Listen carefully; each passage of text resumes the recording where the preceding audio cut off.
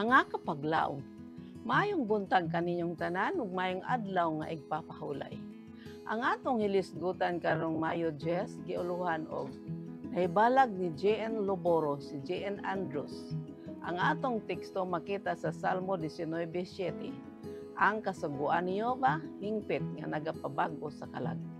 Kapaglaom, si Loboro nagwali ingon nga Adventista nga nagabantay sa Domingo sulod sa 3 ka tuig ug tunga sa dihang una niya nga nahibalag ang magwawali nga Adventista.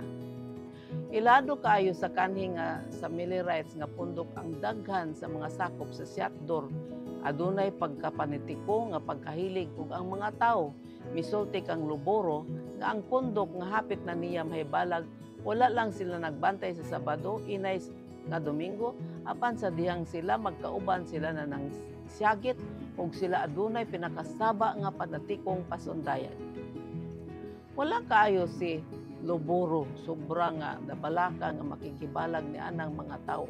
Apat ang tao nga gihinganlag Orton nga taga Rochester, New York, miduol kaniya sa pagsugilon nga ang mga 70 Adventist naghimog mga tigom didto sa 124 Mount Hope Avenue ug nga kinahanglan sila motambong. Sa una mibalibad si Loboro sa pagdapit, apan si Orton mitubag. Aduna kay katungdanan dito. Ang uban sa imong panon mitipo na sa Sabat Adventist gikan ining pagtuo-tuo. Ila kang hatagan og higayon sa pagsulti busa iandam ang imong mga teksto ug ipakita kanila sulod sa 2 ka minutos nga ang igpapahulay giwagtang na. Uban sa hagit nga nagbagting sa iyang mga dalunggan, si Loboro nangandam sa iyang mga teksto ug kuyog sa daghan nga iyang mga unang adlaw nga mga higalang Adventista nga mitambong sa Sabbaterians nga panagtigom. Ang batanon magwawali ning bag-o ug dili na siya sama sa una. Dili lamang nga ang mga pagtigom wala sila nakitang pagkapanitiko ug pinakasaba nga pasundayan, apan ang mga ministro nga gihinganlang J.N. Andrews migamit sa mao mismo nga mga teksto nga iyang giandam may tungod sa balaod ug sa igpapahulay ug gipasabot nga tinagsa-tagsa kadto. Wala lamang kadto gipasabot ni Andrews kadtong giandam ni Loboro nga mga teksto kundi iya kining giasoy sa hustong paghanay ug nanobra na kadto alang kaniya.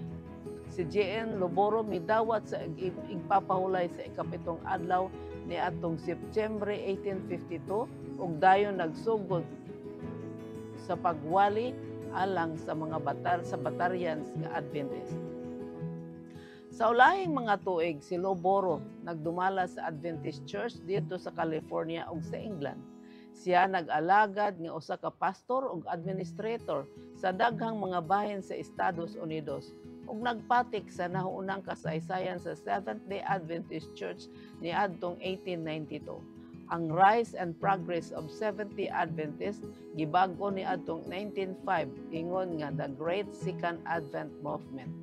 Mga kapaglaom, sa usa ka dapit si Ellen White nag-ingon nga walay katapusan ang kapuslanan sa mga tawo nga magtugyan sa iyang mga kinabuhi ngadto sa Dios.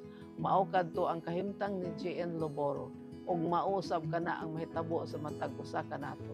Mag-ampo kita. Dios ug may gugmao namo nga man sa langit, kami nagaampo kanimo. Nga imo kaming tabangan nga samtang among ginahalad kanimong among kinabuhi alang sa imong buhat. Panalangini kami Ginoo kay ug sa amo lamang wala kami mahimo. Salamat sa imong tabang sa ngalan ni Hesus. Amen.